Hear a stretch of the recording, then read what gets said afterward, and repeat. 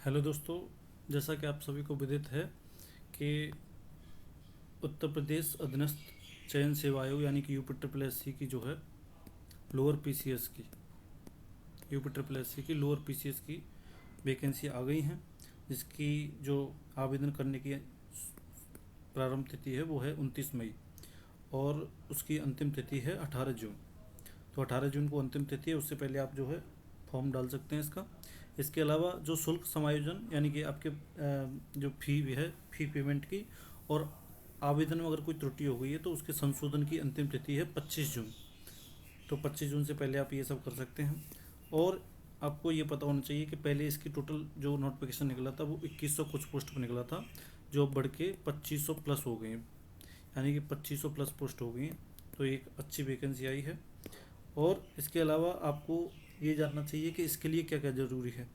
तो इसके लिए सबसे पहली चीज़, पेट में आपका एग्ज़ाम दिया होना ज़रूरी है और उसका स्कोर का आपके पास होना चाहिए। अब उसमें कितने नंबर हैं, अभी आप फॉर्म डालने के लिए भले ही आपके 0 नंबर हो, यानी कि 0 नंबर वाला व्यक्ति भी इसको फॉर्म डाल सकता है। हालांकि इसकी शॉर्ट लिस्टिंग होगी तो कट ऑफ समथिंग इसकी शॉर्ट लिस्टिंग की 60 प्लस रहने वाली है, चाहे 60 रहे या 62 रहे, जो भी है।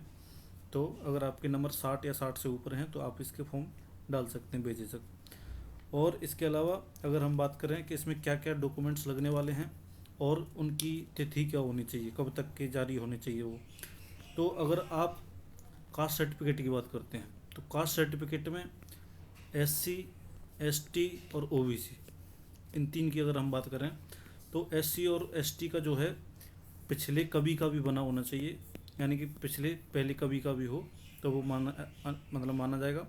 OBC का जो है वो पिछले 3 वर्ष का, यानी कि पिछले 3 वर्ष में जारी हुआ होना चाहिए। इसके अलावा अगर हम इनकम सर्टिफिकेट की बात करते हैं तो इनकम सर्टिफिकेट जो है उसकी 1 अप्रैल से बाद का होना चाहिए, 1 अप्रैल से बाद का होना चाहिए। और इसकी जो अंतिम तिथि है 18 जून, उससे पहले का होना चाहिए। ठीक है। EWS के लिए भी यही है कि 1 अप्रैल से 18 जून का। इसके अलावा अगर हम बात करते हैं कि टोटल कितनी पोस्ट हैं और कौन कौन सी पोस्ट हैं, तो इसमें EO वगैरह और वो सब चीज़ें हैं। EO है, सप्लाई इंस्पेक्टर है, चकबंदी जो विशेष अधिकारी होता है उसकी है। तो काफ़ी अच्छी अच्छी पोस्ट हैं। 1 या 2 पोस्ट जो है वो मतलब क्या बोलते हैं 12th से हैं, बाकी जो है ग्रेजुएशन से हैं। तो फीस कितनी लगेगी, अभी फ़ीस लग रही है 25 रुपये, चाहे वो किसी की कैटेगरी में हो तो सभी के लिए 25 रुपया है, इतना अधिक नहीं है, 25 रुपये है। ठीक है। उसके अलावा अगर हम बात करें कि इसका सिलेबस क्या रहने वाला है, तो सिलेबस जो है इसका सेम वही है जो लेखपाल का आपका रहा है। तो लेखपाल में जो आपने दिया होगा तो उसमें सिलेबस दिया गया है कि जो राष्ट्रीय आंदोलन भारतीय इतिहास से पाँच क्वेश्चन पूछे जाएंगे, टोटल 5 नंबर के होंगे, एक क्वेश्चन 1 नंबर का है। ऐसे ही भारतीय राज्य व्यवस्था एवं संविधान 10 नंबर का, जिसे हालांकि अमेंडमेंट करके ये 5 नंबर का कर दिया है।